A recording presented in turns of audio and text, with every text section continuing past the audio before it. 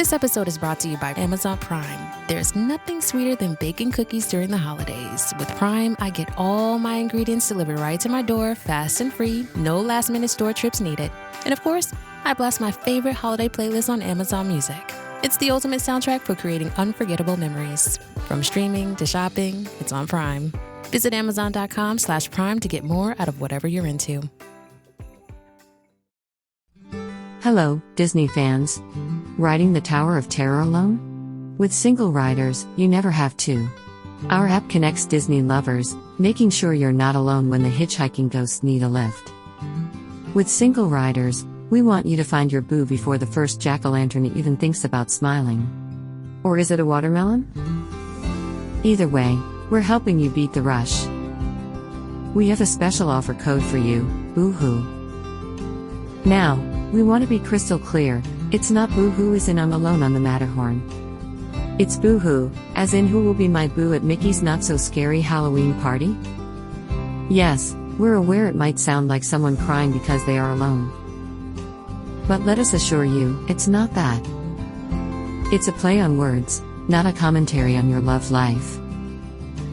And we know, who will be my boo? Implies you don't currently have a boo, but that's why you're here, right? So, remember to use the code BOOHOO. That's BOOWHO. Not the onomatopoeic depiction of crying sad, lonely tears of existential regret. Join us at Single Riders, where the savings are so early, they're even more premature than your Halloween plans. Because love, like the Halloween season, waits for no one. And find your Jack. Or your Sally. Because we're heteronormative again. Find your happily ever after before the first spirit store opens.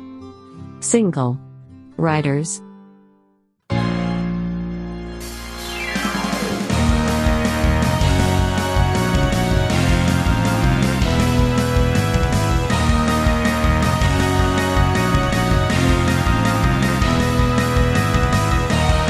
Welcome to the Supreme Resort, Land v. World, a podcast about Disneyland and Walt Disney World, and which is the Supreme Resort. Each episode, we will discuss and explore each resort, ride by ride, land by land, park by park, to determine which is better. I'm your host, Jimmy, and thank you for joining me on this quest to help the greater good of humanity answer this long, elusive question, which is better, Disneyland or Walt Disney World? Joining me to find the answer, as always, is Dan. Hey, I'm Dan, and unlike these two losers, I know how to party. That's right. And Eric. I apparently don't know how to party. No, you sure don't. I know what Dan's... Yeah. I know where he's going. Yeah, Dan, why don't you just tell us where you're going, party man? Well, where I've already been is the Disney Junior Dance Party at Disney's California Adventure. Which Eric and I tried to do. I suspect that it was one of those things where you're both just like, we had a woman with us, we did. So we were feeling less pervy than usual. Previous guest Lindsay. Okay, well, I'll have you know that I had nobody else with me, and I also made the really smart move, which I caught in mid sentence. I went up to one of the cast members and I was just like, so is there like a place in the back where someone can just like sit and hang out? And I realized that like, hold on. And so I just embraced it. I was just like, is there a place for like creepy people? Is there a creepy person section? Well, and I explained like, look, this is the only thing that I haven't seen in the park, and they handled it well. And I was basically, I was caught in this weird place where I didn't want to say like, well, you know, I have this podcast. So I just went, I was like, okay, do I go with pretentious podcasting douche or potentially creepy weirdo? And either one. Well, I know that I'm not the second. Mm-hmm. So I may as well just lean into that, but not in a like overtly creepy way. I was like, where's the kids at? It was not like that. It was just like, hey, I know this is really kind of weird, but I don't have to like dance, do I? So, listener, what's the best place to make sure that I'm not caught up on stage? Yeah, or what's the best place to ensure that I'm got on stage? One of our future episodes is Disney Junior live on stage versus Disney Junior dance party. None of us up until recently had seen either. And Eric and I were there, had perfectly good opportunity to do it. When we went to watch the show, again, with a female, so it wasn't just two creepy dudes. I don't know why that matters. That you just embrace the party of it. And so the line was like out the door, zigzag. What do they call those? In the switchbacks. In the switchbacks. It was quite significant. We were going to have to wait in that line for at least one showing. And it was not worth it at that time. I got there early. Yeah. We have a listener. When does the show start? When a little kid. The listener Bethany, also a concierge, was giving some feedback on the Lamplight Lounge. And Dan, she has a suggestion for you. The lobster nachos with steak subbed for lobster are amazing. Since Dan can't have lobster, he should try that version. Huh. Okay. Steak nacho sounds for the suggestion. Pretty great. Yeah. So guys, I just got back from, and by the way, thank you for doing the Lord's work, Dan, and going to see that you're show. welcome. There's a lot of messages that I tried to send you, but I think you might be glad that I didn't. Did you see I sent, I'm definitely getting COVID from this, which I yes, did not. I saw that. I should have located an MDMA source on West Street, and then videos. There was this one mom that was like really partying down. She was like, it was great. Like I think she clearly got the irony of it, because she was just like doing like raver like air. Party moves, hands in the air, and like glow sticks. like basically, yeah. And that's when I was thinking like, we need to get glow sticks and come back, and some pacifiers and so she's doing as much like passive dancing as she can and looking around with this like ironic like, come on everybody. And she had this like baby strapped to her. I'm just like, nice. Okay, this is awesome. and that's what you're supposed to do. And that's how Dan meets women now. That's right. Yes, that's his dating app. He's learned. Disney Junior Dance Party. Yeah. I hear there's a dating app that has been advertising on our show, but I haven't. Oh, is it the those ads were pretty single great. riders? Yeah, I mean, I don't know. People seem to think that it's us, but we don't have anything to do with our sponsors. So that is true. Right. It's a very random thing. All I do is assign a location based on your editing feedback, and I say put ad here, and it just goes. It could be for Blue Chew. I don't know. Okay, so guys, I just got back from a 2-week trip, and it was largely for work, but I brought my family with me, and we toured around. And I won't go into all the details, but I wanted to share 3 things that we did that are very related to our podcast. We should probably make this a blog somewhere. Oh, should we? That mean I have to write things down? 3 things that Jimmy did. Oh, and the third one, you won't believe. You won't believe. It'll blow you away. The second one will give you herpes. By the way, preview for this episode. Clickbaity articles. So we went, we toured around the Northeast, Hershey Park, which was fun. I liked themed entertainment. But we stopped at the first presidential library. The very first presidential library was established by Franklin Eleanor Roosevelt. FDR went to his home, and we saw the museum, and we watched a video about his presidency. What a profound presidency that was. Like, and kind of Dan talked about it in the episode, which is the most Disney president of the Hall of Presidents.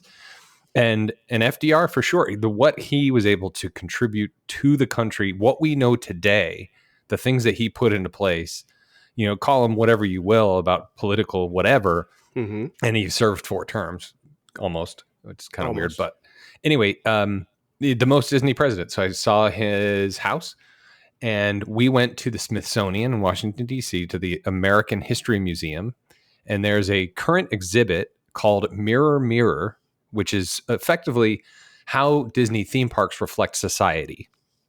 Huh. And it was underwhelming. I was really excited to go, but it was very underwhelming, very minimalist. There weren't enough like cool displays. I mean, Fess Parker's hat was there and that sort of thing, but it it was, I don't want to say it was manufactured reflection, but it was a lot about Splash Mountain and why it's not there anymore, and and sort of gay pride and things that are of recent past, but how it's reflected within the Disney theme parks.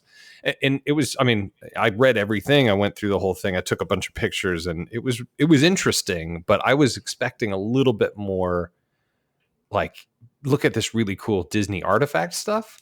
And it was a lot of pictures that people submitted of themselves in the parks and that kind of thing, but largely from the last 3 years, which was odd. Not a lot of, I don't know, just wasn't enough. It was just very minimalistic.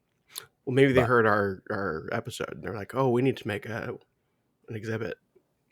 Yeah, and that was probably it. I mean, a former president did commend Franklin Delano Roosevelt. It's true. Do we need to pull that back up? I mean, if you want. I mean, I can. And also, I mean, if you happen to be listening to this episode, like in, let's say, 2026 and beyond, everything Jimmy said about like the America that we know today might no longer be true. That's a good point. Probably no longer exists. And by the way, anything I'm saying, I'm not placing judgment or commentary on the subject or the intent or whatever. I was just disappointed at how little there was. But I sent a picture to you guys. In 2021, the first openly LGBTQ plus characters at Disney Park, Saul Fitz and his partner Gary Henderson, appeared on decorative panels describing a fictitious baking competition at Walt Disney World's Main Street Confectionery. Fitz is joined by competitors of varied backgrounds, adding a layer of diversity to Main Street USA. So when we do the next episode of Main Streets, we have something new to talk about. But just, that as an example, and there's a picture of Splash Mountain and it going away, and there are these fan created buttons that said "From the Briar Patch to the Bayou." That's going from the Brer Rabbit and Tiana are holding hands.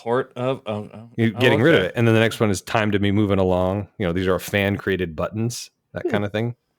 So yeah, I don't know if you're in DC, go see it. There was kind of an opening thing about maps and how maps reflect our society. I don't know. It felt like it was grasping at straws. But anyway, the third thing, this is gonna blow your mind. What? I went to Saratoga Springs. Wow. Saratoga Springs is a resort at Walt Disney World. It's one of the largest, if not the largest, timeshare. Also the least sought after timeshare. If you're already trying to use points, you can always get a room at Saratoga Springs. Yeah. So the resort in Orlando is very, it's like anything with Disney. It's very heightened. It's, very well themed. There's sort of springy water, geyser kind of themes. It's a lot of horse racing, right? So that's all I really know about Saratoga Springs is horse racing and water coming out of the ground. But we went to the actual place, and you would be hard pressed to find anything in that city that has anything to do with this resort other than the horses.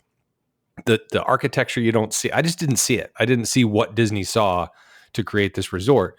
They do have multiple springs throughout the city, but they're more like trickles.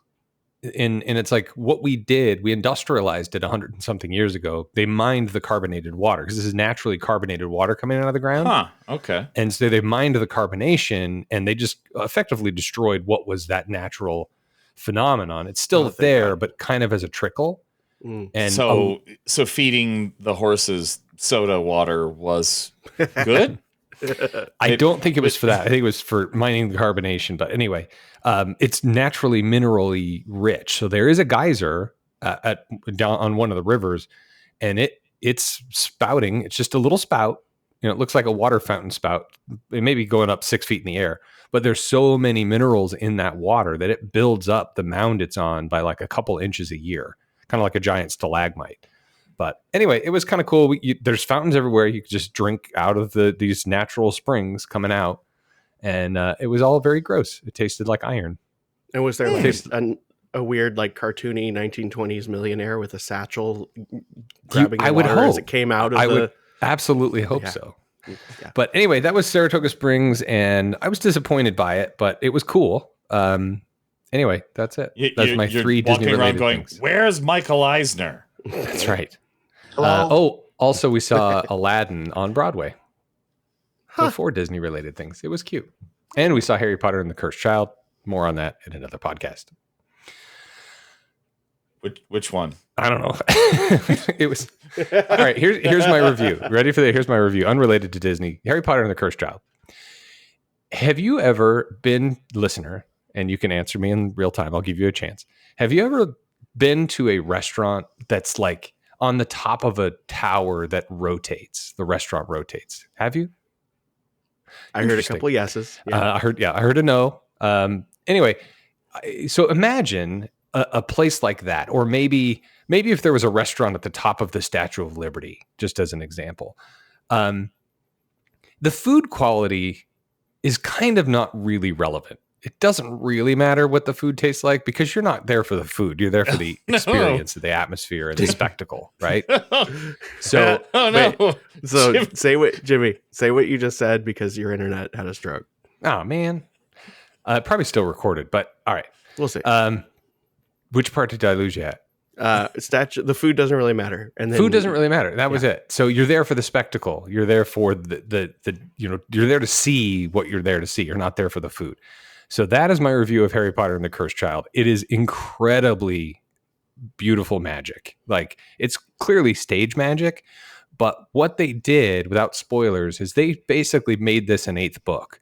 And they go explore everything in the Harry Potter series that those of us who know and love it, Dementors, Voldemort, Polyjuice Potion, and transforming into Polyjuice, and weapon stuff, and flying, and it's really cool. But the acting was just awful. It's really not good. Yeah, the food of it all being the acting was not good. But that's not where you go. Okay, is it a musical? No, there is music in it, but not a live orchestra. I want to see a Harry If it was a musical, then Jimmy would have plenty of things to say about it. I would absolutely. But since it's a play, he's not qualified. And it was 3.5 hours long. Oh my God. Yeah. And it used to be two shows. It was part 1 and part 2. And you would go to part 1, in the matinee, you'd go to part 2 at night or the next day or whatever. And they've condensed it to make it into one, and it's 3.5 hours long. Because oh god, I'm trying really hard to go up with a joke involving who's the terrible person that wrote those books? J.K. Rowling. J.K. Rowling, and how she was inspired by Angels in America, but it's just too bumpy. No, it's too much. Yeah, it's too much. Yeah. But there's if one. You had a few minutes. Maybe come back at the end of the episode. Well, I guarantee you I will. All right, moving on to concierge real quick. There is a family in Disney World right now who, I booked all their stuff. The Sofati they're the one. family. They're still there if you're listening in they're still 2026 or 2028. That's right. But what's fun about it is that I'm, normally how I plan is, get the original, what are you into? Then we'd start booking, then I do dining and all that stuff. And then before they go, I have a whole 1 or 2 hour like touring plan. I go around the maps of the resorts and go here, go there, start here, that kind of thing. We never had a chance to do it on account of me being on the road and they were there for another thing. So what's been happening is every day before the parks, I give a synopsis of, here's the park you're going to, here's some fun facts to look for, and, start here, go there, then whatever. So it's really been nice. The Sofati family, thank you. Also, we have a listener who requested me from Concierge recently, Mitchell. So thank you, Mitchell, for being a listener and for requesting a Disneyland touring plan. Look forward to working with you. Okay, 856 our ears. Pirates first, Mitchell, pirates first. Because thematically. Yeah. All right, so today's episode is... just, general what's going on for you in 2026. It doesn't matter, but there is a wheel of clickbaity nonsense that we've had some really good feedback on. And on account of I've been driving in a car for 2 weeks, haven't had a lot of time to record. So here we go. It's kind of, do you want no episode or an episode where we just kind of hang out? And we decided no apologies necessary. None at all. Our listeners and enjoy like I said, things. Like I said in our chat, we've been good lately. That's right. We've been good.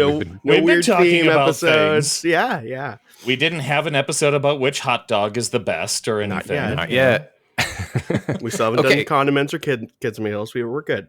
So some recent news. So Josh D'Amaro came out recently and said something will happen with the Star Cruiser. Yes. Okay. But that could be literally anything. Like bulldozing it to the ground could be something.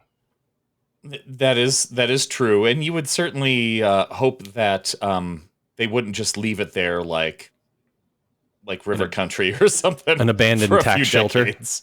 Yes. Something will happen. So what I predicted I don't know, a year ago, I predicted that it would close. I was wrong. I predicted it would close sooner than it actually is going to. Was I the rightest? I think on that one? think you were the rightest without going over, which I is think so. 18 months. I think which is almost exactly. Yeah, I think I predicted 2 months. Yeah, right. Yeah, you predicted like a week and a half. Yeah. I think I predicted 6 months. But anyway, point is, what we also predicted is what it would become.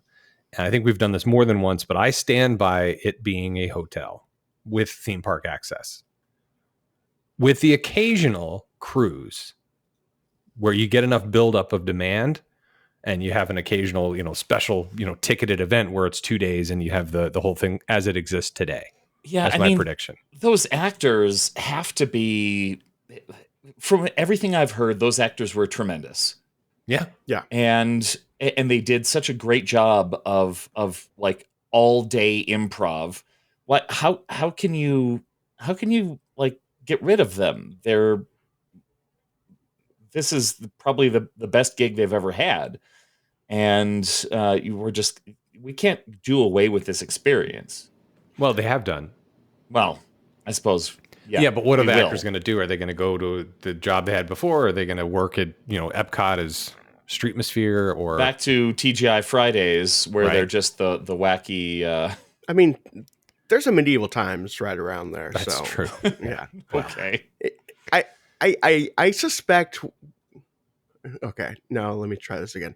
I think the smart, to my mind, the smart thing is going to be that so it wasn't a complete failure, and financially maybe, but I think that they probably didn't understand and rightfully so, what would work about it and what wouldn't work about it. And I think a big part of what wasn't working about it and isn't working about Galaxy's Edge is the time frame that it's set in. They just they painted themselves in a corner, which they are less so at Disneyland. Right.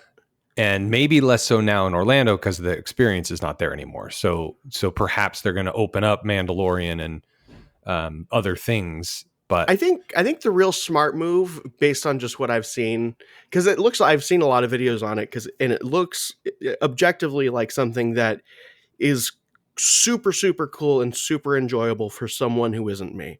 I would hate it, but it's probably a cool, because I don't care about Star Wars at all. Well, I'm now regretting that I didn't I didn't pony up the cash to go do it, because it's done before. I don't, I got to be honest. I don't regret not going. A little bit of FOMO, but okay. I like Star Wars. I've seen them all. I watched them multiple times. I have a vested interest in this franchise.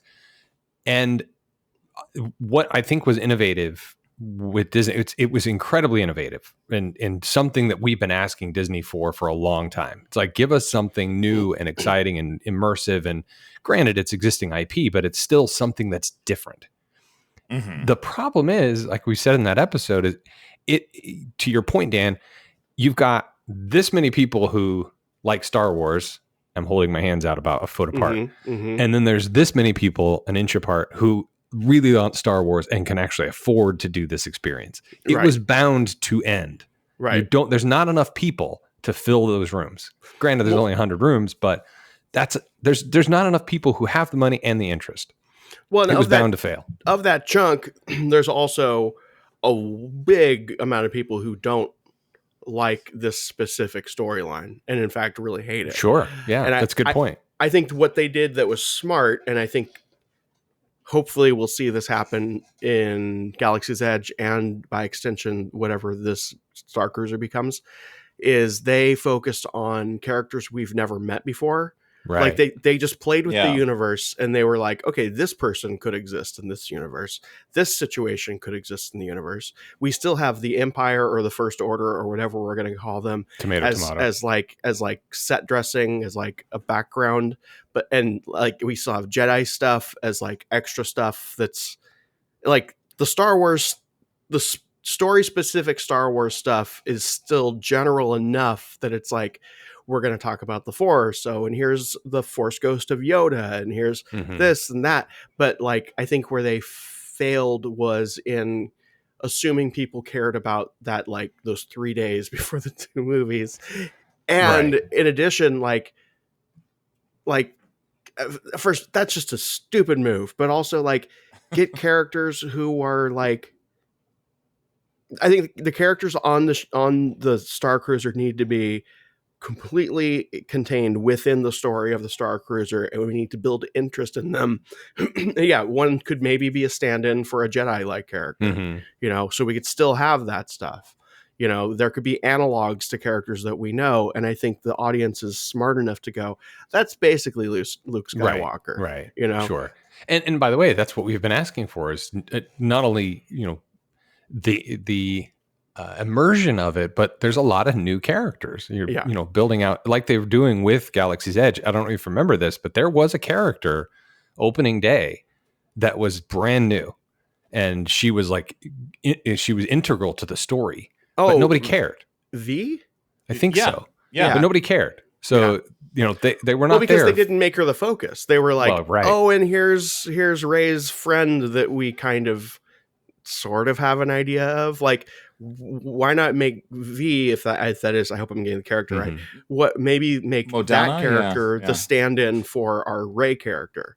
Sure. You know, that way when we Rey go, was also there. Yeah, that's right. Right. Then that's, I mean, for the meet and greets, yeah, you need that. But I think that for the stuff that is about the story and the experience, I think it's really not smart to have like Kylo Ren is on Rise of the Resistance.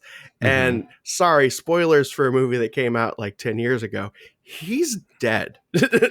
Right. And so my point with it, and I want to get Eric's feedback and we can move on, but look at Avengers Campus. Half those people are dead and they're just there. Like, just give it to us. You know, we don't care about timelines. There's Iron Man. Oh, he's dead. You know, Captain America, he's dead. I don't know.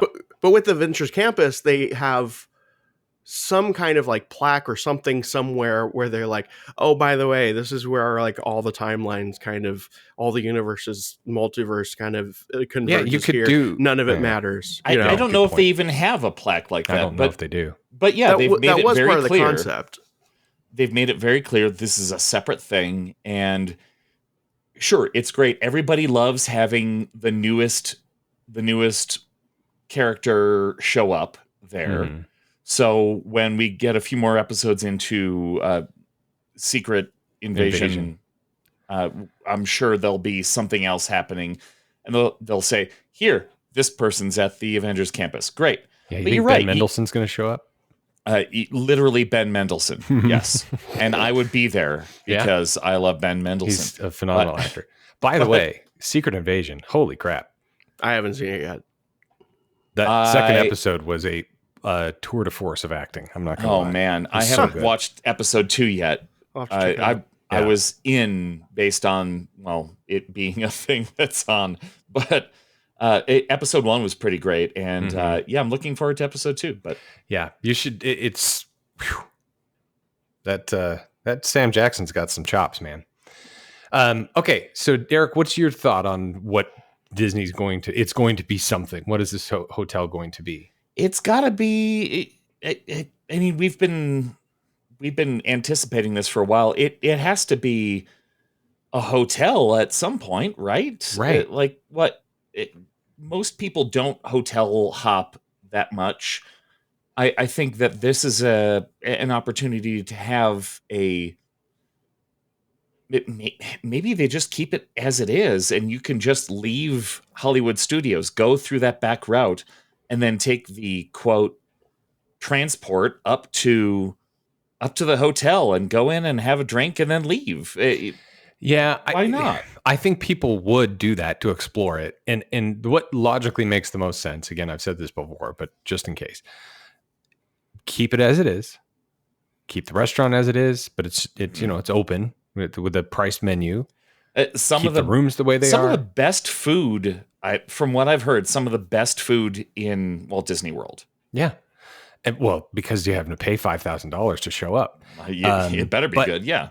But yeah, so like, just keep it all as it is. Make it a hotel with not private access, but like California Adventure. If you're not staying there, you can't walk in. If you're not staying at Grand Californian, right? You can't go into that entrance. So make an exclusive entrance. They'll get rid of the transport. They'll pretty up the walkway. It's just be a walkway. Like Magic Kingdom, it's a like 0.7 miles from Grand Floridian lobby to the front entrance. It's got to be closer than that for, you know what I mean? So make it a pretty walkway, and it's a hotel. You can charge $500 a night to get your Star Wars nerd on, right?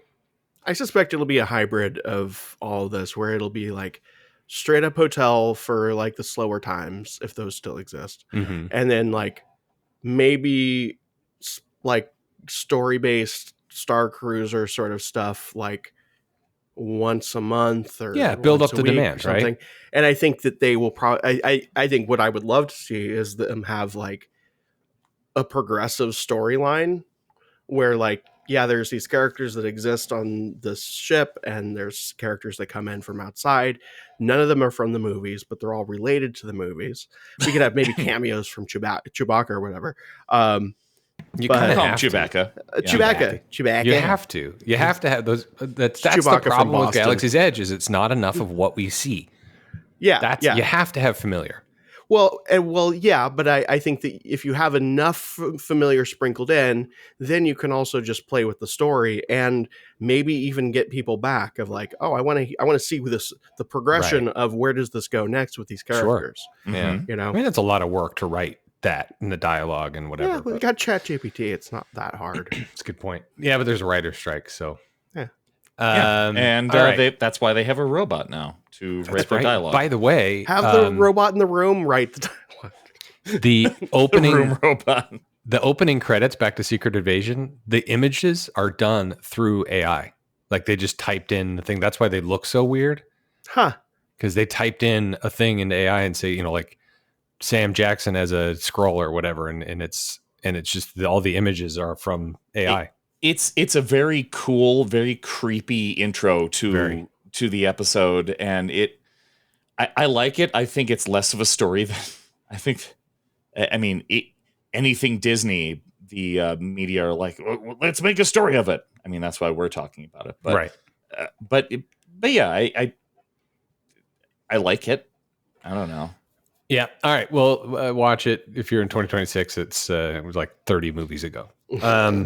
So changes for Genie Plus at Disney World. This is a new thing. Basically, Genie Plus was a thing that you could buy at midnight the day of your arrival. Let's make it more complicated, Yeah, everybody. and it was just, you have Genie Plus. You can get lightning lanes for a majority of the rides in all 4 parks, should you have a park hopper. And now, because here's my thought. I'm speculating, but here's what I was thinking. Okay. I go to Magic Kingdom my first day. I bought Genie Plus. I paid $25 for me and my family members. So I spent $100 more than I did to get into the parks, right? And I'm planning to park hop to Hollywood Studios at 2:00 because that's when I can park hop. By the time rolls around for me to get my lightning lanes, when I can get into Hollywood Studios, they're gone. They're gone bye-bye because there's so few rides and enough people buying it. I can't use my Genie Plus when I park hop. So I predict that enough people complain and say, hey, listen, I'm paying all this money. I'm not even gonna park hop, or by the time I want to park hop, I'm not getting my money's worth because they're gone. So Disney's like, okay, well, you can have just one park Genie Plus. It's less expensive, but now you can just go to one park, and if you're not going to park hop, there you go. That's almost definitely it. Like it's complicated in the sense that they're saying, look, you could do it however you want to do it, but Vacation your way. Right. Trying to Burger King this thing. But yeah, it's so complicated now, adding in more things that you need to think about. And this is why you need to call concierge, right? Yeah, I feel like it's so the new president of parks and experiences is Clippy, right? Like, looks like you're trying to have a very complicated vacation situation. Right. Let me do that for you. It's like, oh no. Well, the thing is that corporations don't tend to make decisions that don't make them money. Yeah. And the funny way that they frame it, that it's benefiting you. Like, we're doing this for you. Look at how kind we are. We're doing this for you, but it's really for them. Now, with an exception being parking. The fact that they took away paid parking at the hotels is 100% for us. Mm-hmm. I don't see how Disney gets a financial benefit from it other than enough people were staying off property because they didn't have to pay for parking. That's the only thing I could think of. Yeah. So maybe their occupancy rate goes up because now I don't have to pay for parking. It's less expensive for me to stay at Disney than it is at the Marriott down the street, and I'm on property. That's the only thing I can think of. Anyway, anything else on Genie Plus? I think, so it sounds like, and I have no experience with this because I haven't been to Disney World in like almost a decade. It sounds like the Genie Plus experience there versus at Disneyland is vastly different. 100%. And you heard Lindsay, concierge Lindsay, come on the show and talk about how valuable Genie Plus is at Disneyland and how, I don't want to say it's a waste at Disney World, but you just don't get the same amount of value. There are which is why it's cheaper, by the way. Right. There are fewer experiences, and having gone through it myself, I'm like, do I really need? Maybe I'll just wait. I guess what wait in line. I guess what I'm saying is that, like, I know we said it several times, but I think it's just like every time I hear it, it's like, I guess it really can't be overstated how different it is. Is vastly different. Genie Plus is like a masterclass at Disneyland. It's wonderful. You get so much value out of it. Mm-hmm. Now, I reported during the holiday weekend in October when we went, it was crowd levels 9 out of 10. We did 6 rides in a whole day. When we didn't have it, the next day we did 17 when we bought it. So it's certainly worth it on busy days, I think. But anyway, it's not the same at Disney World than it is at Disneyland. Dan, talk about, there's been a lot of, I've been traveling. I haven't been watching my nerd videos. So I know there's been a lot of construction stuff at Disneyland. Do you want to talk about that? What they're doing? Yeah, I mean, nothing that isn't already kind of known, but if you haven't Dan's been having a lot of conversations with Fresh Baked Dave. That's right. You met Fresh Baked Dave. I met him. It was he had no interest in pursuing conversations. No interest. He was very friendly. He was very friendly, but that's how he is. I've also met him, and it was oh great, okay, thank you. Yeah. Well, and I was very sure to not mention podcast or anything. I was just like, hey, it's like, oh yeah, cool. It's like, okay, I got it. Nice guy though. Taller than I thought he was going to be. Really, he's a very tall man at the time. No, I wouldn't have bothered him if he was. Anyway, so they are working on, as we know, Tiana's Bayou Adventure, which the internet has no problems with, and they all think is a good idea. I saw that they built the water tower in Florida. They built a water tower in Florida, and kind of as the weenie of the attraction now instead of the tree or whatever. Yeah, and again, everyone thinks it's a great idea, and people are very happy about the idea of there being a mountain in a bayou, and then they sometimes need to be reminded that, well, there's not really a mountain in Georgia either, so shut up. And so that's fun for people. But yeah, I think. Did you mean to say Georgia? Yeah. The Appalachian Mountains actually start in Georgia. I don't know. It's just people on the internet yelling at each other. It's great. They don't have mountains in Florida. I don't know. I bet you could build one though. I have frequently ended these conversations with people by saying, I am sorry that they are replacing your bunny ride with a froggy ride, sir. Anyway, so that's happening. They released some more concept art, and I think, from what I can tell, it seems to be that the ride is going to be more about like I think it's going to be about like New Orleans and jazz and like that whole New Orleans aesthetic as a thing, which I think could be, again, it's just me speculating, but that's the direction it seems to be going in, which could be potentially very cool for Disneyland. And I think we'll end up having just so much more fun conversation with people in Florida. But yeah, they're almost done with Tiana's Palace, the restaurant formerly The known French Quarter? as the French Quarter. Yep. Looks like the changes are, and I don't mean this in a bad way, the changes are minimal. They're mainly just like, we're going to add the smokestacks.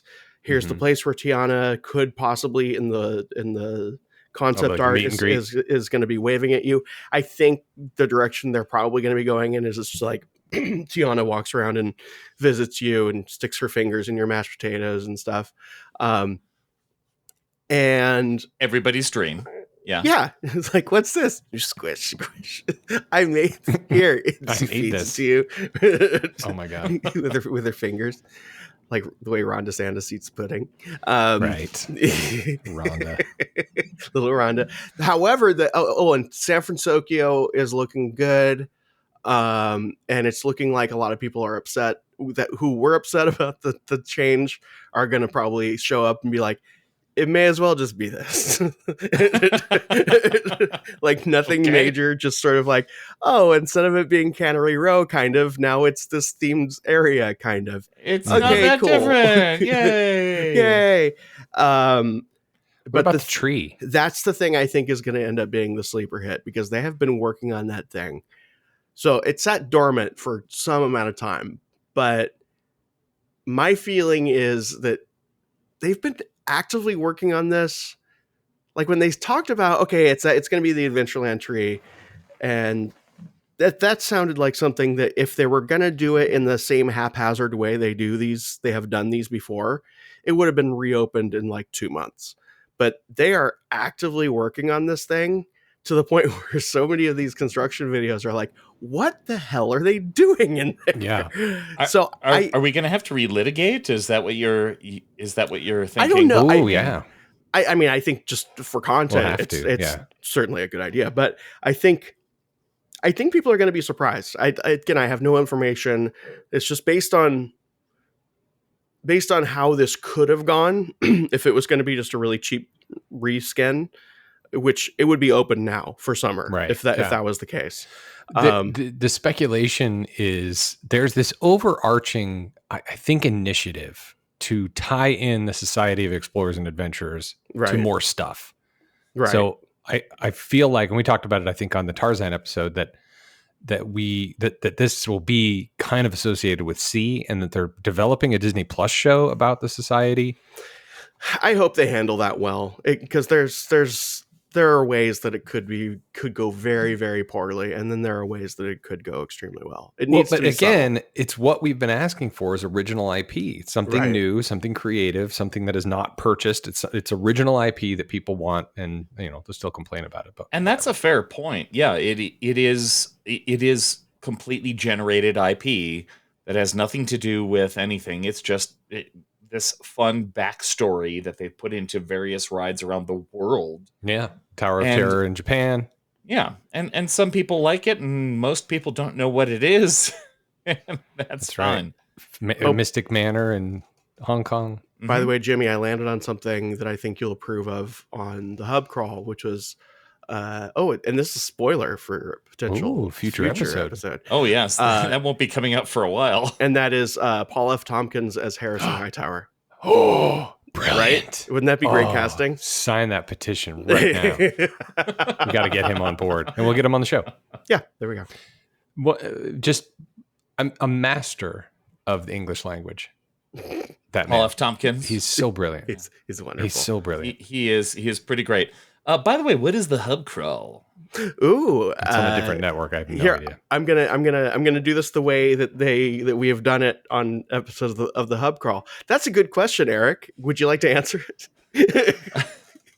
I'd love to throw it back to you. It's the hub crawl is a podcast on a different network, not on the Ears Up network, that features me and generally Tag my co-host, and at least 2 guests per episode. And it's a roundtable discussion about Disney things. It can be movies, it can be shows, it can be All parks. things Disney. All things Disney. And yeah, it's generally pretty short unless Teg is out of town. If Teg is out of town for 3 months and I invite some of my friends, the episodes are quite long, but they're also quite fun. Yes. Yay. So look for The Hub Crawl. Celebrating its 35th anniversary soon. It's 35 years of The Hub Crawl. Wherever you get podcasts are sold. Yes. So there's more, but running about out of the time. Hub Crawl? Oh, yes. Let's talk more. Well, yeah, and we got Downtown Disney stuff that's being worked on. I don't know a whole lot about that, but Fresh Baked is on top of that. So if that's something that you're interested in. He's got frequent updates of construction. There's just a ton of speculation. And actually, Bricky, who is on a different channel, offered some ideas about the retheme of Ralph Brennan's Jazz Kitchen, which I went to and I have thoughts about. It's so Bricky kind of made the point of, yeah, it's not themed to New Orleans, but guess what? We have a New Orleans themed land in that berm. And a lot of people, if the idea is for people to come to Disneyland and experience a California adventure, I'm doing air quotes here, then it's smart aesthetically for them to theme everything in that area to be like California stuff. Cool-ish place. Yeah, and so for a lot of people in their mind, that ends up being mid-century modern and like coastal, like Orange County wine mom sort of, yeah. And he has a very really good point. However, and in addition to that, I went there and oh my God, is it tacky? But is it done? I mean, it's done. I mean, given that conception of it, it makes perfect sense. Like if I was, someone coming from out of state and I'm, going to stay at the California resort, I'm going to experience California like Michael Eisner promised so many years ago. And I don't think that I would be necessarily interested in going to the New Orleans bistro, but I would be at least aesthetically into the idea of like, oh, this is kind of like what I might experience in California. It makes a lot of sense, but is that speculation or is that it's kind of it's a lot. There's a lot of Bricky's sort of concept in there of like it makes sense for them to go in a California aesthetic direction if they're trying to appeal to out of state people. I mean, the food itself is fine, the drinks are fine, but like the music was replaced with like kind of bad smooth jazz versions of Disney no, thank God, but like I think I heard a Gloria Estefan song done in that really bad smooth jazz way, not the conga. No. I think it's like Get on Your Feet or something like that. And kind of applying that Bricky idea of, okay, this is how people conceive Southern California. I was like, yeah, it kind of is. I don't like it necessarily, but it makes some kind of sense. I don't know. But the menu, like, have they expanded the menu again, or is it still, because post-COVID reopening, it's been a very small menu, and they had very specific things that everybody really liked, and they didn't bring back most of it when they reopened. What is it? I don't remember specifically because that's not really a focus of mine, but okay. I know that they still had the shrimp and grits. They still had the gumbo, which was fine. It looks like all of the like greatest hits of the downsized menu is still there, and they flushed it out with some like California fusion stuff. Like they don't have like a gumbo burrito or anything like that, but like with avocado. Yeah, but you can tell that they took like Cajun ideas, Cajun spices, Cajun, dishes Still have and the beignet sprinkled window, I some hope. California on them. Oh yeah, they're Yeah. never going to get rid of that. Can't get rid of Oh that. no, that's been because what did they call the new? Well, what do they rename the Jazz Kitchen Express? Isn't it like No, I beignets don't remember. plus? It's like beignets and more, or like ben-yays or something stupid. Like I don't know. I understand where they're going. It's not for me, but that can be said about a lot of things. So. I mean, Ralph Brennan's was for many years my favorite place to go. My wife and I would go. We'd basically schedule our trip around. All right, so we land at this time, and then we can get to the resort, and we can drop off our stuff, and then we go to Ralph Brennan's, and then we go to Disneyland. There you go. Like, it was a place on like completely. Oh, this might sound a little ridiculous, but yeah, there are trips where we were there for 4 or 5 days, and every day we would eat a meal at Ralph Brennan's. It was a great environment, great menu, great bar. Yeah.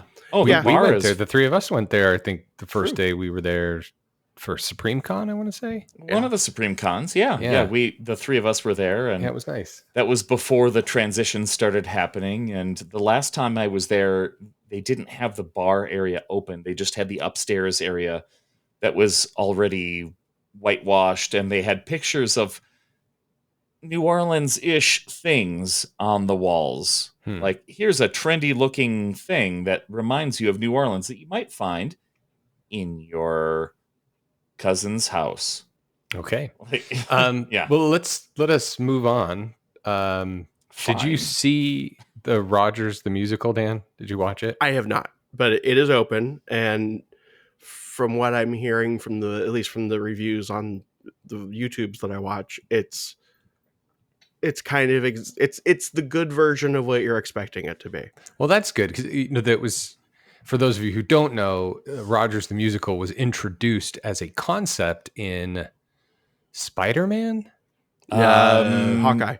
No, as a concept, like the poster was in Spider-Man No Way Home or something like that. There was a Rogers the musical poster in a Marvel movie. Oh wow. And they explored in more detail with a couple of songs in Hawkeye. And so whatever, I think it's Mark Shaman, I want to say, and they built out, I would assume it's a 30-minute version of this 30 thing. minutes, yeah. I can do this all day, and it's like a whole Avengers song or whatever. I think hopefully it's fun. I think the big news about it is mainly that the Hyperion Theater is open again. It hasn't been, and it's part of Avengers Campus now? I don't think so. There's speculation that they might do that. But the big news is Hyperion's opening, and it has been open for a long time. People who miss it can go back and see it. If you haven't been, it's been a very long time. Some people listening to this maybe have never even been in there. And it is, it's a really pretty theater. Yeah. Be sure to wear sunblock before you wait in line, because there's not a lot of shade. And it is an actual full ass theater. I think the original concept for it was to actually show full Broadway shows. Right. They were going to have actual shows there. They were going to have concerts and stuff. But like so many things that Michael Eisner promised us, it turned into just like, hey, here's Wacky Genie. Hello. There it is. Thank you, Eric. I was willing you to do it, and I saw your move. I saw your arm move. I'm like, yeah. Okay, so just real quick before we get into our wheel of clickbaity nonsense, I have also not been keeping up with Rhonda. Little Rhonda. What's happening? Eric, you might need to take this one, because I'm totally focused on toxic gossip train more than anything in my life right now. Oh, okay. So you're not focusing on little Rhonda Sanchez? I do have a little bit of an insight into his personality. Yeah, you said that you understand what's wrong with him. I think I understand what's wrong with him. He is I'm going to try not to go into a fully political place, but it's going to be hard to make it not sound like I'm going there. We started with calling him Little Rhonda Santis. Yeah. Well, I think Trump should call him that. He is. So if you look at his background, he's a dude that has his education is in Harvard and Yale. He has like law degrees up several orifices, and he, I guess, I don't know that he worked for CIA, but I know that he oversaw like torturing of prisoners at Gitmo, which is a delightful thing to have in your CV if you're running for president. And apparently, people who worked with him were like kind of shocked about how like wooden he was about watching these things, and people who have like flown with him on private planes are like, yeah, he just like sits there and stares at you. Like there's just, so the guy appears to be just a really, really asocial weirdo in the same like vein as like Zuckerberg or whatever, where it's just like, I think these people might just be either trained to be robotic or actual robots. And I think the way that we can look at everything that he's doing involved in, with policy and with Disney and everything is, I think he doesn't understand that these issues, which have been understood to be just pure like wedge issues, dog whistles, red meat for the voter base. I think he doesn't understand that you're never supposed to actually give the thing that you're talking about. It's supposed to just always be this perpetual like for example, let's say I'll just go with the wedge issue. Sorry, listener, but this is I'm giving an example. Like the abortion thing. The plan for so many years has been to talk about making it illegal, but always never actually doing it. And the other side does the same thing with all sorts of other things. So this isn't about good one side good, other side bad. They're all toxic people. But I think that the thing that he has not recognized is you don't actually put in the policy. You promise to put in the policy, and then the people will vote for you in perpetuity. He's making the mistake of actually doing the thing in his state. And I think his psychology is like, well, of course we're going to do this awful thing because that's what people want, right? I don't think he actually believes in any of it. None of these people believe in any of it. I think that's it's really interesting to watch where he's just like, why would I not do the thing? Hello, vote for me. I am Ron DeSantis. And I'm starting to believe that he is like an animatronics project gone awry at Disney World, that they just like let into the world because he got too close to the uncanny valley. It's like, oh no. No, he's starting we to can't put this in any ride. Sentience.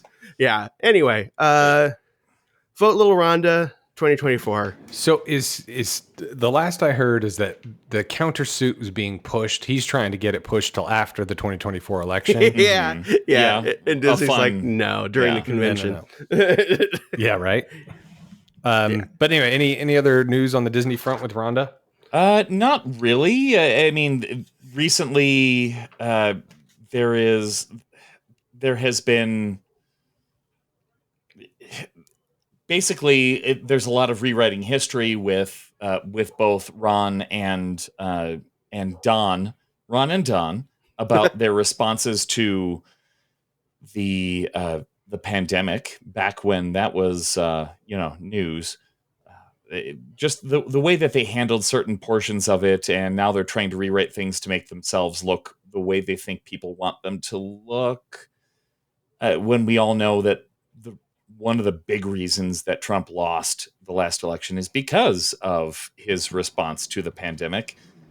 And DeSantis, who started out saying, everybody in this state, you're all old people, you should all get a vaccine. And now he's saying, no, vaccines are bad for humans and also old people. So there's all this sort of thing going on. There's also DeSantis trying to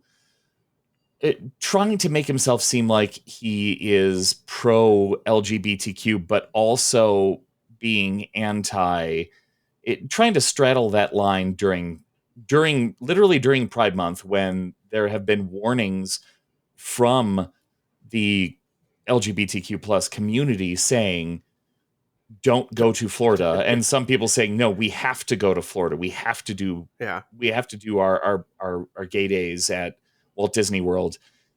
Just all this back and forth, and DeSantis trying to straddle that line and failing because he's not a human who has, full stop. He's not a human. He's not a human. Yes. There we go. Dan said it perfectly. He is not a human. He's an animatronics project gone wrong. That's right. Gone awry. All right. All right. So we're over it. Finally, Oogie Boogie Bash. We're going October 5th. Tickets are selling out. Yep. Buy your tickets. Yeah. Buy them. Unless it's 2026. Yeah, I think the only reason I included that note is if you're a listener sitting there, if you're like a normal person who just like kind of enjoys Disney parks and listens to podcasts about Disney parks and doesn't, obsessively stay up until 2 a.m. watching videos on YouTube about Disney parks. No idea who that is. What? If you are thinking, oh, hey, Oogie Boogie, that's something I'd like to do, but I don't need to think about it right now, you need to start thinking about it now. Yeah. I think last year it sold out in like a matter of days. Yeah. But, for and sure. Gothic Rosie on Facebook is a good source for information on all that. Previous guest. Yeah. Mm-hmm. And I'm excited to go because I'd never been, and it won in the battle between, or the case between it and Not So Scary. So I'm excited to see the winner with my good friend Eric and some other concierge 856 our ears. All right. So now for the doorbell just rang. You're going to hear the dogs bark. I think now is a great time for a break. And we'll be right back.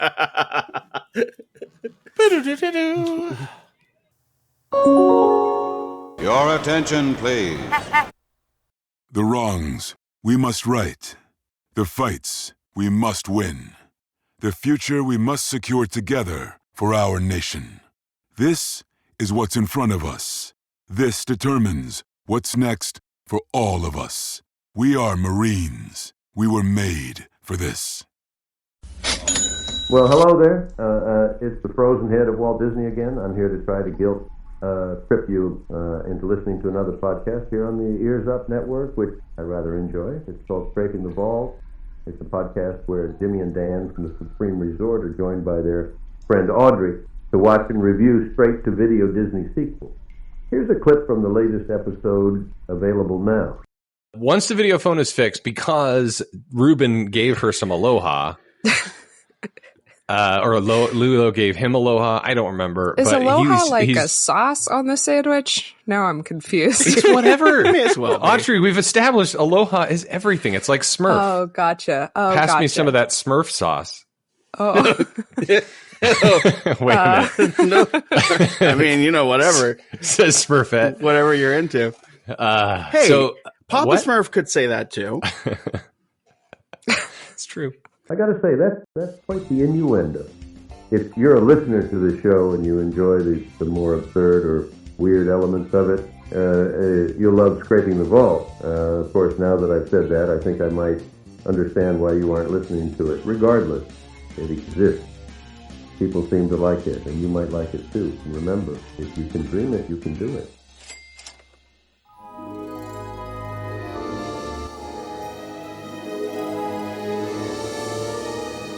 All right, you ready? Sure. There just might be some background sound. What? There just might be. I don't know what's going to be happening in the background. It's all good. And we're back. Okay, so the Wheel of Clickbaity Nonsense. This is a fan favorite, and it's also something we enjoy. I'm assuming we includes you, Eric. I don't know. No. All right.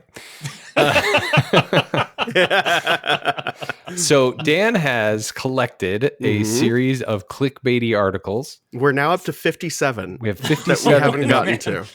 You by the deleted way, the one from I the did. hub crawl, right? I did.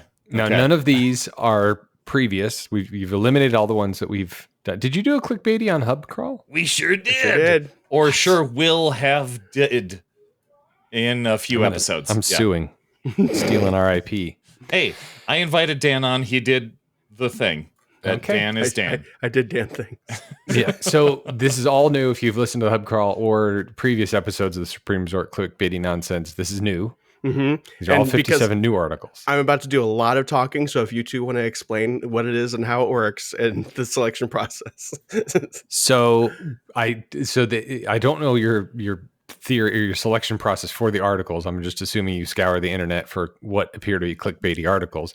Well, it's mainly just, we all use the toilet at a certain time in the day, and we all have news feeds. That's right. And yep, and we've all looked at these articles, and they were alluded to earlier, like I the don't three click things. on it, but I have to. The three things that I learned about Disney, and the third thing will blow your mind. And it's actually going to the real Saratoga Springs. Yeah. So okay, now these articles are usually lists, and what will happen is Dan will read the headline of the article, and Eric and I will have to try to guess what are the top 10 must-do attractions at Disneyland, or whatever the thing might be. Right. Or if it's not a top 10, it'll be something along the lines of like, what is wrong with this article? Because every single the selection process is ultimately, at some point, I recognize that the person writing this is insane or trying to sell something, just trying to get clicks or trying to sell something. Please guess what the weird person wrote or what the robot wrote. That's is probably more likely these days. So Eric and I, it's basically a game that we play, and you, listener, are welcome to play along at home. Let us know how you did. Okay, so Dan, Eric, let us spin that wheel. All right, gonna spin the wheel. Here we go.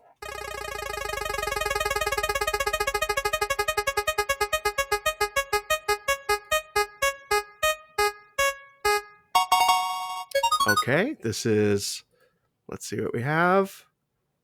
This is 5 for the road. Ooh, okay. Accept those 5. Cookies. Disney with teens. 12 best things to do with teens at Walt Disney World. I know somebody that has been to Walt Disney World with teens. I have myself. Yeah. Let's see. Top 12 best things to do with teens at Walt Disney World. Right. So let me see what they have. I'm just there's places to eat. Okay. Oh, okay. So we have they're in best things to do with this is insane. Okay. Let me give you a little preview. Themed. Let me give you a little preview of what's going on here. If you think Walt Disney World is only for toddlers, think again. There's a lot to enjoy at Disney with teens. We have been visiting for years, and these are our picks for the best things to do with teens at Walt Disney World. We've been visiting Walt Disney World since my kids were babies and young children. It's been a special place for us as a family. But even if this is your first visit to Walt Disney World, you can find something that teens will love at the Disney theme parks. I don't remember when I selected this, so I don't know off the top of my head what's insane about it, only that I trust my selection process. Okay. So 5 for the road is the name, like the website. Yes. Top 12 best things to do with teenagers at Walt Disney World. Give us an example, because I'm assuming it's rides, it's restaurants, or is it just rides or things? It's just teens rides. Don't need food. Just rides. Hold on. Let's see. Here's a 2-hour meal at Victoria and Albert's for your teens. So this one has what's kind of insane about this one is there's a lot of it makes sense, but there are some that just I feel like they just did random choices. So we all know, let's see, I think Flight of Passage is a given, right? So we're not playing. I don't know. You wanted an example. Okay. So where's Flight of Passage? Are these numbered? They are not numbered, but if they were numbered, I'm going to assume that they are numbered. Let's see. Looks like I think there's an order. Yeah, I think they are going in order from least good to most good. So where does Flight of Passage live on that list? That's the second from the least good.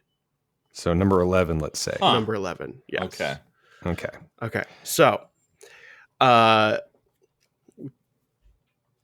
do we want to just make a guess whether or not it is on the list? And then the other needs to guess where it's on the list. If it's on, Or how about how we've done it before is you guess whether or not it is on the list. That can be a point. Mhm. I'm not going to keep track of points, so good No. luck. And then you can then guess for double points where it is on the list, or Okay. pass it to the next person and they have to guess. Whoa. All right. The stakes are so high. All right. I'm going to guess that Flight of Passage is on the list. Yes. Good job. Eric, what position is it in? He already told us it's 11. Okay. I win. All right. Good example. All right. Now, Eric, they aren't all your turn. rides. Here's the thing. They're not all rides. They are not all rides. Oh no! And So it's not restaurants. Yes, and remember, this is for teens. So All right. So not all rides. Are there restaurants on the list? Okay. Oh, there I are thought I asked that restaurants. earlier. Okay. No, remember, this is for teens. Okay. So the rides kind of make sense. I'm going to say sci-fi dine-in theater restaurant. Incorrect, although that would kind of make sense. Okay. I will start burning from the bottom. What is our number 12 is Splash Mountain. Oops. Splash Mountain is one of my favorite rides of Magic Kingdom because it has water and thrills. It is fun and even better on the hot Florida days. Update: Splash Mountain is being reimagined. Tiana's Battle Adventure is set to open 2024, and I expect it to be a popular ride among teens and families. Eric. Oh man. Well, Space Mountain. And I don't know. It is not on the list. Oh Lord. Man. Oh, come on. So teens don't like roller coasters in the dark. They don't. And we already got Splash Mountain. We already got Flight of Passage. So burning from the bottom. This is where we start getting into the real fun of this. Number 10. It's Docking Bay 7. Oh my God. For teens. Space Panera. Docking Bay 7 is a quick service restaurant at Hollywood Studios. It's located at the Galaxy's Edge area of the park. The theme is really cool inside. The food is good too. I recommend using mobile ordering for your visit. I'm pretty sure this is the writer went to Disney World with their teenagers for the first time. They're like, hey, it worked. And they're just like, this is what we did. Yeah, it's a trip report. Yeah. Of what the teens said they liked. All right. So in that case, Rise of the Resistance is on that list and it's very high. It is, in fact, on the list. Would you like to guess where it is or send it over to Eric? I'm passing it to Eric. Okay. It's number 3. So we got number 12 through 10. So we got 1 through 9 open. I say number 3. Number 3. Incorrect. It's number 9. Oh, jeez. Rise of the Resistance is the most popular ride at Hollywood Studios, which and is why possibly it shouldn't be all 9. the Disney parks at the moment. It is located in Star Wars Galaxy's Edge, and even if you're not a Star Wars fan, you should check this out. Yep. I thought being 3 was generous. I was going to say 1. Yeah, I know. No, I would never put it 1 because of the way this thing has been going. But all right, Eric, your turn. All right. What do teens love? It's cartoons from the 1930s. Let's go with the Seven Dwarfs Mine Train. Not on the list. Jimmy, you want to? Oh God, sorry. Jimmy, you want to take a guess on what's on the list?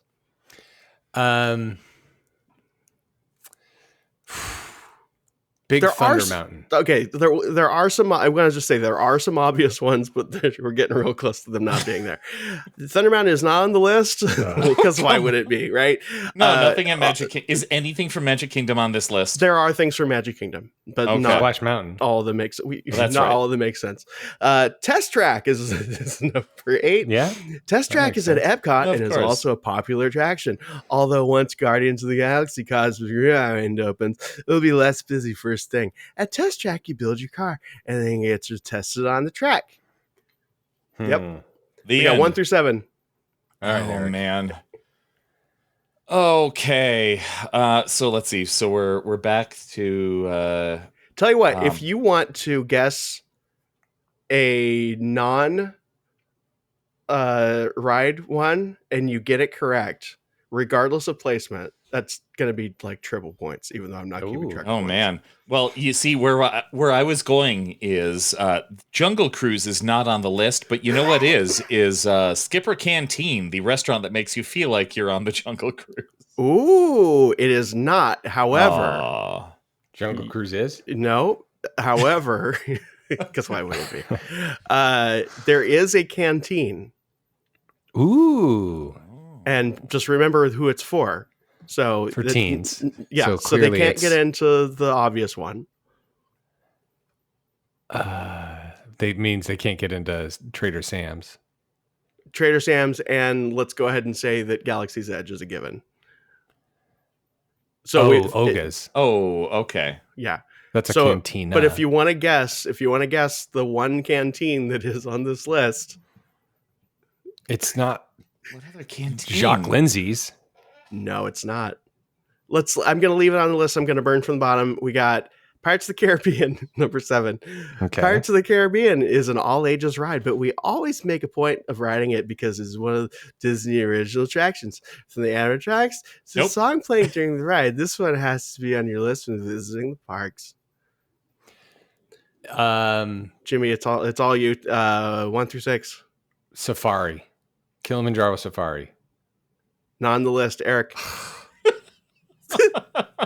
You're right. Like Everest. they just went. Yeah, Everest. Everest isn't on the list either. It is not on the list. It is not on the list. But We're so terrible at burn this. from the bottom. Tower of Terror. Tower of Terror is probably one of the most thrilling attractions at the Disney parks. Guests board on an elevator at the Tower of Terror Hotel and are taken through the Twilight Zone. The ride culminates with a drop and a view of the park. This is not for the faint of heart. It's very thrilling. So rock and roller coaster. Okay, but I will accept your rock and roller coaster, but I need to tell you that the remaining things, only 2 are rides. Okay, all right. So we're talking the top 5 things to do with teens. 2 of them, with 3 teens. of them are not rides. Yeah. So again, I need to emphasize top things to do with teens. Okay. I stand by my rock and roller coaster. Rock and roller coaster is not on the list, Eric. Oh my god. Jelly Rolls, the piano bar. It may as well be on the list, but it is not because this one's so wonderful. I'm going to give you both another. It is at Disney Springs. I'm going to give you both an extra guess. At Disney Springs, it's a bar. The Aqua Cars. No, it's not on. Not the hot air balloon. You both of those are excellent guesses. However, it's Chicken Guy at Disney Springs. Oh, come on. Usually on a rest day at Disney World. Oh, we'll head over to Disney Springs for lunch at Chicken Guy. Chicken Guy is a chicken restaurant that specializes in different sauces. Guy Fieri. We all order the chicken tenders and try different sauces. We love the garlic parmesan, peri peri, and honey mustard. This place is budget friendly and delicious. So that was number 5. That was 1, 2, 3, 4. Yes, that was 5. So you're not kidding. This is literally somebody's trip report. It's just and I think this article was written by Guy Fieri. Okay, so help us out here. We have 4 more that presumably the top 4 things to do with teens at Walt Disney World. Mm-hmm. Help us out with number 4 and give us a location again. Number 4 is in Epcot. Okay. Is it a ride? It is not. Okay. And it's for teens. Okay. Okay. All right. The American Adventure. Good guess. However, that is not correct. Eric? Takumi Te, the really I was going to say Takumi Te. It's like a 5 diamond restaurant. $300 Both of a those plate. would make more sense for teens. However, again, burning from the bottom, this just happens to be working out. Walk the World Showcase. Just the World Showcase. Which teens love so much. Which teens love. The World Showcase at famously. Epcot is great for kids and adults. Take some time to explore each country, which your teen will love. Spend so much time in the shops. They'll love everything about it. And the architecture. And you can point out architecture. You can hold up shirts that they should wear. They'll love all of it. You can pretend you're holding the Eiffel Tower. Yeah. Oh, they love. First of all, they love spending so much time with their parents. You can pretend to hold up a Japanese department department store too. Yeah. And if you want to make it even more fun, ask for their Instagram password and you could post for them. Most teens will enjoy the different areas and shopping from different countries. You can also sample food from around the world, and there are daily performers in each area. All right, Jimmy, you don't know anything about teens, do you? Clearly, I've got one, but we've got whatever our canteen was and 2 rides. All right, what number 3 on the list is where? Animal Kingdom. Is it a ride? No. Tree of Life. Why would it be? Tree of Life. No, Eric. Pizza Safari. Oh Lord. Again, better guess. However, it is Satuli Canteen. Oh, there is another canteen. It's located in Pandora at Animal Kingdom. It has Okay. It has great rice bowls and something for everyone. Everyone in our family likes teen. this restaurant for our days at Animal Kingdom. You know how there's all those TikToks with teens talking about how much they love rice bowls. That's right. And they have noodles too. Oh, there you go. Okay. Number 2 is where? So the next 2 are both rides and not insane. So I don't know if you want to continue, but we may as well. They're not insane, so I'm not going to give hints because you should be able to get there. All right. What park? We got one in Magic Kingdom, another in Epcot. Both rides. Now, just as a reminder, Eric, Space Mountain, Tower of Terror, Jungle Cruise, the Safari. I gotta go. Well, no, I think one of the earlier things mentioned that Guardians would be so it's like mentioning that 17 years from now, Guardians will be a great thing. All right, Eric, Guardians is on there. Do you want to guess the placement out of 2, or do you want Jimmy to guess? Oh, earlier it said when that opens, like as a future tense. Well, I mean, this person is clearly not good at what they do. So Cosmic Rewind is on this list. Is it on number the list. 1 or number 2? Eric, do you want to guess, or Jimmy, do you want to guess? I'm going to say it's number 2. Okay. I'm going to go 1 then. Eric is correct. It's Cosmic Rewind is a roller coaster at Epcot themed to Guardians of the Galaxy. Has different music soundtrack each ride. This is a must do at Epcot. And so number 2 is also a ride. Is at Magic Kingdom.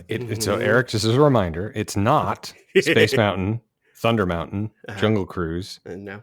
Not Seven Dwarfs. Seven Dwarfs. Mm-mm. That's kid stuff, man. Not Space Mountain. It's not Pirates. Mm-mm. I think what I love about this is that this answer, if we Haunted Mansion. No, but what's wonderful about this is this would be the obvious answer if this article hadn't completely mind fudged all of us. The train. People Mover. So, as proof of how much this article has destroyed us, Tron Light Cycle. Oh my God, of course. It's number 2 and it just opened. Okay. Tron Light Cycle Run is open in Magic Kingdom. It's a launch coaster and best for kids that love thrills. All right, so I'm going to read this with context, just so everyone, this is what you do. Yes. And maybe it's better than we thought. This is what you do with teens at Disney World. You should use Tron, this for your concierge planning. Yeah, Cosmic Rewind, Tron Light Cycle Run, Satuli Canteen, walk the World Showcase. Chicken Guy. Go to Chicken Guy. Ride Tower of Terror. Ride Pirates. Test Track. Rise of the Resistance. Docking Bay 7. Flight of Passage. And Splash Mountain. That's what you do with teens at Disney World. And they'll love it. Yep. You'll be the cool top parent. 10. You'll be the coolest parent ever. Like you said, some of those are very obvious, but some not so much. Like Docking Bay 7? Yeah. I really have to ask my teen, like the number 1 restaurant at Hollywood Studios, where would he go if he had only one choice? And I'd be curious to see if he says Docking Bay 7.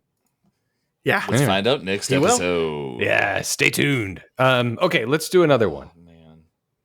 Even though I said I would be done at 5:30. Let's spin that wheel.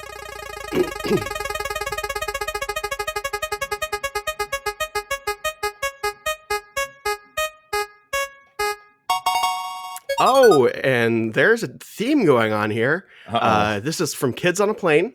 12 rides tweens and teens will love at Disney World. Top picks at each park. Oh my God. Now this is all Disney World again. All Disney World. All teens. All tweens and teens. Okay, I'm going back to my other list. So we got, this is a different author, different problems. So top from each park. So we got 3 from Animal Kingdom. Okay. 1, 2, 3. Looks like 3 each. That would make sense. Oh, okay. 2, 3. So no chicken guy, huh? 1, 2, 3. And just to give you a little preview, some seem normal. I think the main theme here is, why are they picking these? Okay. Like, yeah, like it is, and this was May 26, 2021. 2021. Okay, that's good to know. So, yeah, a lot of these are definitely, okay, why this over the other? Okay. So why this over the other? And do you want to start with a specific park? It's your call. Well, whatever the article is, it like It by would park? be easier for me if we go by parks. But if we want to do just some stray guesses, Let's start with Animal Kingdom. Okay, Animal Kingdom. Flight of We got Passage. 3. Hold on, let me get there. Okay. Flight of Passage is on there. Would you like to guess its placement out of 3 or why this one over that one? Number 3. It is, in fact, number 3. Nice. Jimmy gets double points for the first time in this game. I can't write about Animal Kingdom without including the Avatar Flight of Passage attraction. Avatar is a huge movie series, and teenagers love it. Do they really, though? This attraction gives you just enough thrill, stimulation, and theming to keep the older ones in your travel party happy. Plus, with it being widely popular, they can go back home and tell their friends they were able to ride it because you added it to your Fast Pass Plus plans before arrival. Fast Pass Plus and movie series. Yes. Neither of which was true at the time. Uh-huh. Okay.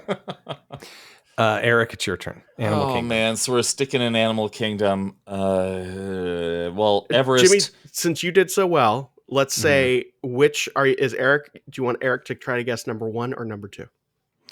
Ooh, I think number 1 is going to be harder. So you want him to guess that? Yeah. Okay. I disagree.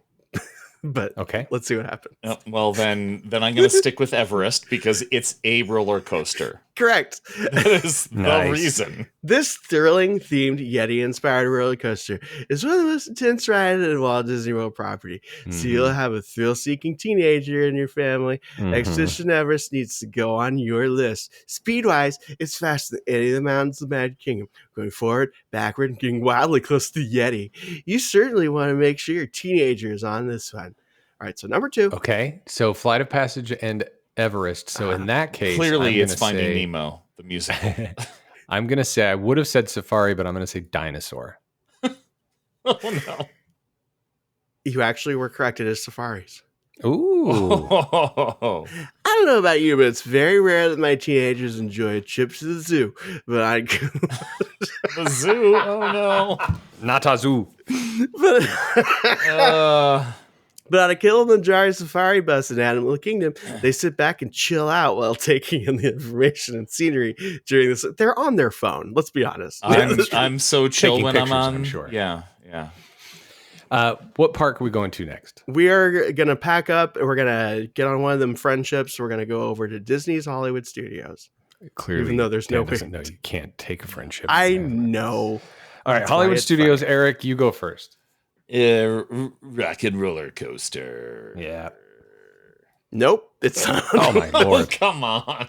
Okay. I'm just defaulting to a roller coaster. And to be fair, my teenager won't go on it. But I'm burning from the bottom, and this is the only one that will immediately make sense for this time frame.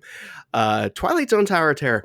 Not only is this ride a Disney classic, but it's unique to Disney parks. Tower of Terror is one of the must-dos at Disney Hollywood Studios, and for good reason.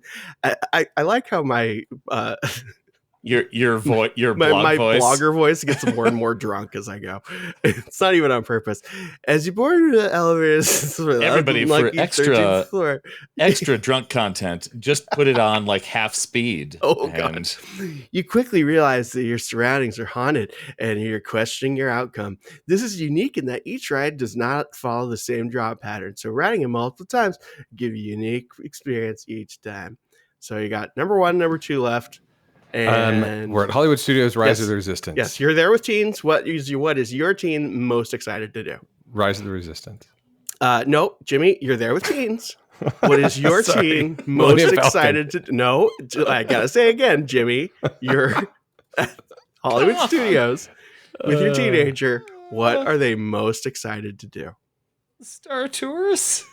See, Eric knows what teens like. Not Rise of the Resistance. No, God, no. It better not be number 1. It's number 1. Oh no. Star Tours is number 1. Next to Harry Potter, Star Wars was the largest fan base in the world. And that's why you go on Rise of the Resistance, dumbass. No, you don't. You don't.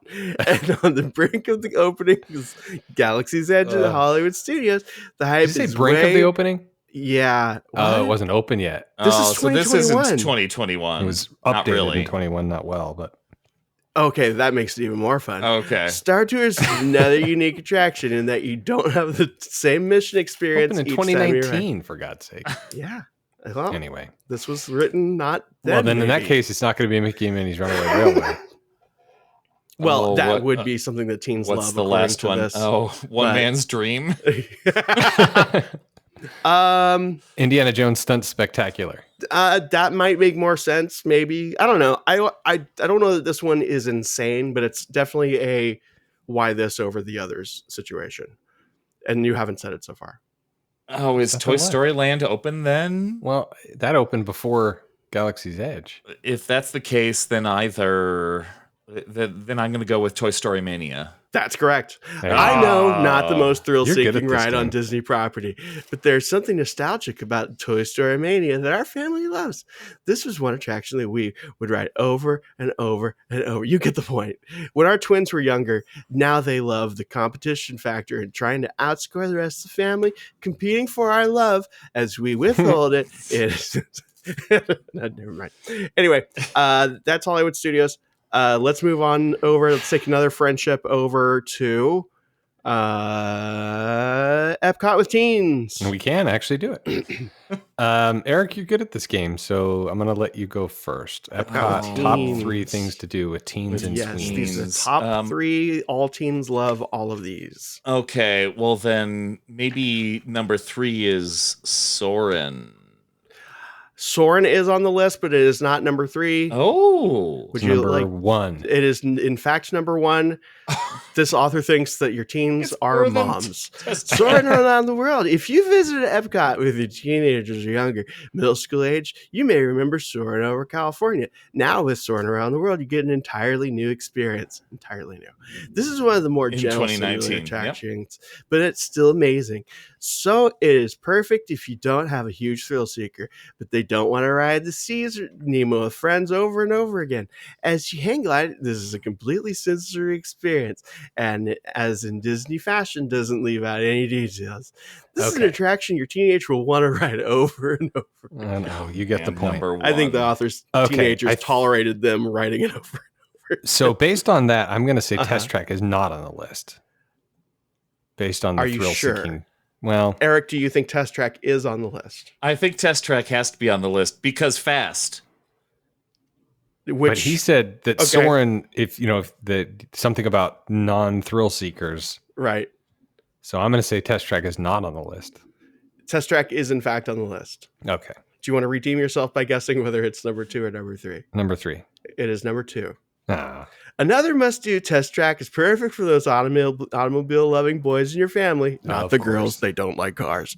Husbands included. Before you board, you use large touch screens to design your own car. My son always goes for the speed and sleek designs, while I'm more concerned about the color scheme. As you make your way through the testing areas, you eventually open up into the outside and on a fast track to fun. Fast track to fun. Man. So fun yourself. Now we're Eric. You finish it up here, buddy. So number those 3 two is kind of made sense, sort of. Okay. So we're at number 3. Is number 3 like we're not doing another like you could walk around half of the park? It's all rides. It's not that specifically, but it's kind of in that category. Oh man. Think about the tea garden behind the UK pavilion. Think about what all the kids like to do. Think about what kids love to do more than anything. They're not Spaceship Earth. They don't care about rides. Is it Kid Cut? No, it is not.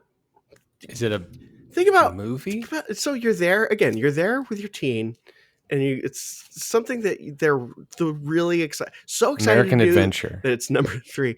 Again, that would make sense. However, you're there with your teen. They've been talking about this the whole time. So much so that it's number 3 on your list of things to do. Oh, Mom, I can't wait to go to Impressions de France. Again, that would make sense if they were a nerd, but these are kids. Food and Wine Festival. These are kids that are cool. They're like the cool kids. Okay, oh, no. I'm not cool. Where would the cool kids want to go? And it's not a ride. Space. No, no, you said it's not a ride. No, they're not nerds. They're cool kids. Where were the cool kids? The cool kids. I'll tell you. The cool kids who want to go to Club Cool. Oh my God. Number 3 out of 3. So I know Club Cool is wait to drink a small amount of soda. I mean, he's not wrong. Club Cool isn't exactly an attraction, but it's on my list of must-dos when you are traveling with teenagers to Epcot. However, tasting Coke from around the world is so much fun, and it gives you a break from the heat. We like to hit this fun spot. So I'm not okay. Club Cool certainly deserves to be on a list. Yeah, of things. For sure. It's like, hey, if you haven't thought about this, is like number 15. This is like 15 to do, not 3. Yeah. All right, I'm gonna hop on another friendship, and we're gonna take the friendship, and we're gonna put it up on the monorail track. And we're gonna go to Magic Kingdom with teens. These 3, I gotta say, aren't insane. It's just. I'm saying them just like one and done, all 3 mountain ranges. You're correct. Okay. There you go. Yeah. Thank God. But in what order, Eric? Oh, I got it. Ooh, which mountain is best? Space. Hold on. Space, Splash, Thunder. That's in Thunder's the better one?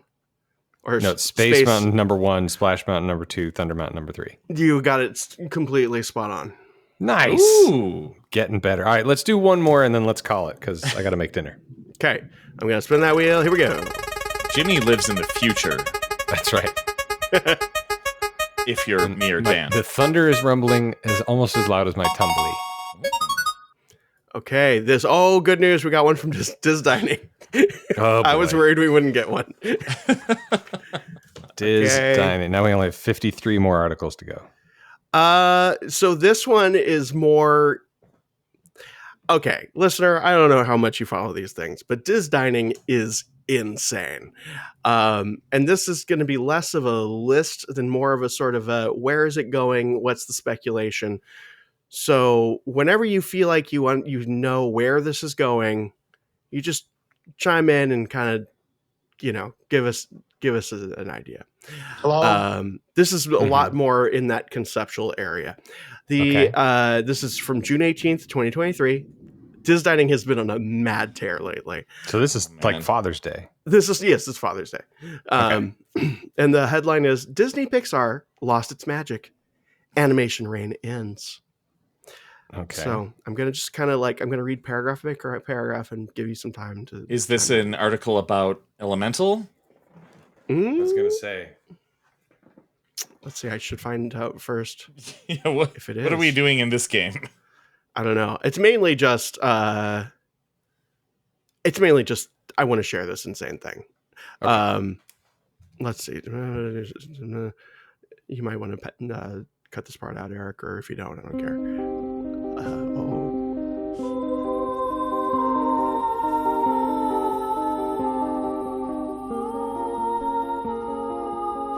For the listeners at home, Dan is reading right now. with his eyes. This is the sound of reading. He's It now is not contemplating what scratching he his read. chin. It is not about Elemental. Oh, you win. Okay, so here we go. Hooray! The partnership between the Walt Disney Company and Pixar Animation Studios has changed the lives of people all over the world. The beautifully designed stories touched hearts, transcended generations, and created unforgettable characters. All of these are links, by the way, to other articles. But it seems their reign over top quality animation may be over. In fact, I should just read the ones that are links and like amplify it a little bit more. So any idea where it's going so far? No? No. Okay, that's good. Because No. this is Diz Dining. So Diz Dining. Diz He's talking Dining. about Pixar animation. yes. Diz When Dining, you're one of known- these subsidiaries of Inside the Magic. Mm-hmm. The most rational, insane website of all of them. When you're known for emotional, thrilling, and magical movies like Toy Story, Finding Nemo, Monsters, Inc., and Up, it is inevitably difficult. It is an inevitably difficult feat to recreate that success. Though the entertainment juggernauts created hit after hit like WALL-E, Ratatouille, and The Incredibles, their most recent endeavors reveal that their magic may have run dry. Disney Oh, Pixar no. movies just aren't hitting like they used to, but why not? Where did the magic go? Anything? Okay. Nope. Yeah, no, I don't know. New section. Disney Pixar's new films are trying too hard. It has become too difficult at one point. It does become too difficult at one point to recreate the magic, and it's starting to feel like Disney Pixar is just trying too hard. They're trying too hard to shoehorn mature messages and meanings into stories told with childlike visuals. The magic line here, the magic line where these worlds meet is where they found their previous success, but Disney Pixar may have lost track of that line. It almost seems like they may take mature theme and slap colorful animated characters on it and hope for the best. This is evident in their newest box office flop, Elemental. Peter Son's Elemental is meant to mirror cultural clash, immigration, and acceptance told by Didn't Eric say this was about I Elemental? totally called it. Nope. Oh, no. This Okay. this is It's just not this about is, Elemental. this is just the turning point, and this is why Diz Dining is so wonderful. Immigration and acceptance told by energetic anthropomorphized elements, and it's just not subtle enough. Other movies that suffer the same dissonance include Soul, a story of a middle-aged New Yorker who finds out what it means to have a soul. Lightyear, an origin story film for Toy Story's Buzz Lightyear, and Turning Red, the story of a 13-year-old who keeps turning into a giant red panda. Okay. Pandemic, direct streaming, and competitors. I'm just going to, during pandemic, audiences got accustomed to enjoying brand new content in the comfort of their homes. Blockbuster movies became more a thing of the past. Parents are happy to wait until movies are released on streaming instead of going to the theater, unless Disney Pixar offers something audiences feel like they need to be the first to see. Disney Plus is king. Options are endless. We have competitors' content like Despicable Me. It's starting to seem like the gap between competitors' project and Disney Pixar projects is closing fast. How to Train Your Dragon is also getting into the live action game. We're at the end. So what's the point? What's this about? What is the point? What's it about? Where are they going to go? What is the title of the article again? Disney Pixar lost its magic. Animation reign ends. During the pandemic, they went straight to video. People got accustomed to not having to go to the theaters to see things, so people aren't going to Elemental. And the point is that other studios are doing better. They're making better content. That would like make sense. the Little Mermaid, whatever it is from DreamWorks or whatever. That would make sense. Yeah. Eric, what do you think? I don't know. You got me. This is an emotional roller coaster of an article. It sure is. Yeah. Well, here it is. Next up on the Disney Pixar docket is Alio, an sci-fi animated tale about a boy who gets transported into space and acts like an ambassador for Earth. The film is currently set for a March 2024 theatrical release. And then there's just sort of some talking about what the movie is. That's the article. So it's an article about the next movie that they might make. Yes. They've lost their magic on a movie they've never seen. Yes. Okay. Oh, great. Listener, it's called Beignets Expressed. Oh, that's Expressed, what Beignets it Expressed. is. And the restaurant is now called Jazz Kitchen, Coastal Grill, and Patio. Sure. There you go. Can I still go and get a Sazerac and then a very tall Abita Amber? Probably while you're at it, you can also get, let's see, they've Jambalaya Lala, Coastal Jambalaya, Gumbo Lala, Gumbo Yaya. Gumbo Yaya was always there. Rulala. Mm-hmm. Here's a fun little twist on Surf and Turf. Reef and beef. Ooh. Grilled jumbo shrimp and short rib. That reminds me of there's a place in San Diego on El Cajon Boulevard across the street from where my old improv theater used to be. And I think their deal is they like become a different restaurant every 3 months or so, which is kind of cool. Mm-hmm. They for a while were a seafood restaurant, and they had a sign that was advertising there's like fresh specials, and it was from boat to throat. I love it. Ooh, that's awesome. Is not the way you eat food, but whatever. I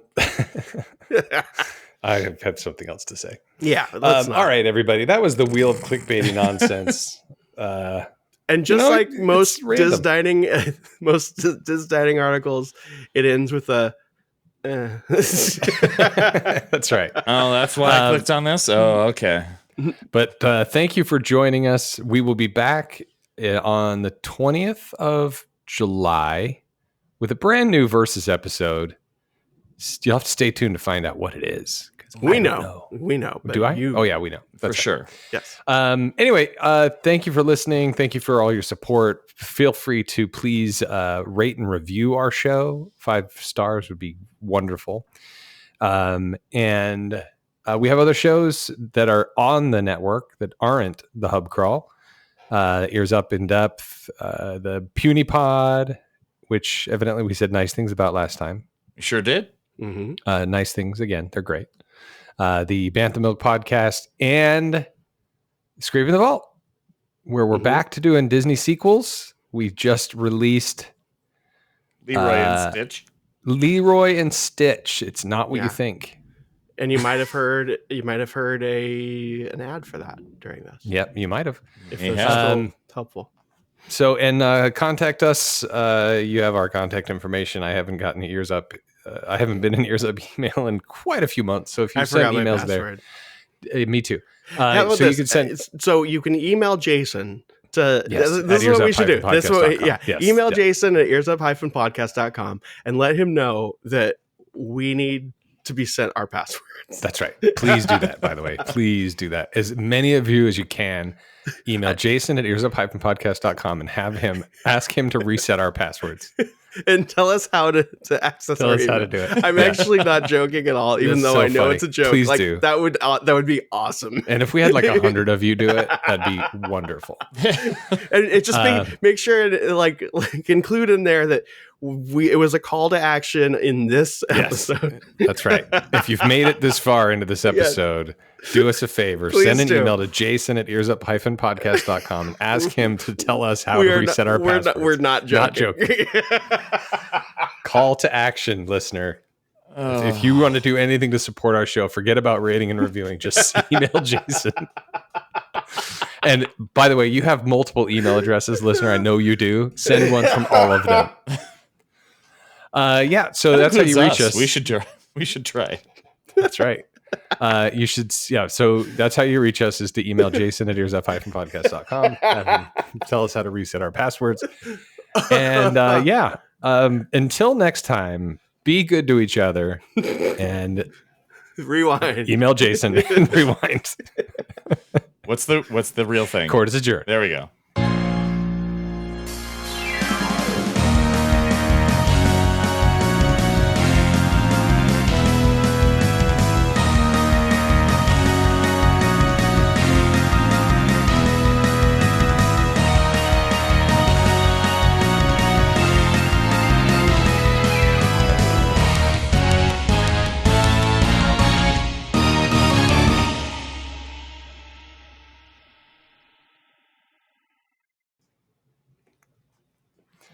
You know, it's at random, so they can't all be glorious. Diz dining. Delete all the Diz dining ones off that wheel. Some are wonderful. I like lists. Yeah. I was going to grill hamburgers, but I think God has something else in mind. Does that mean you're going to take a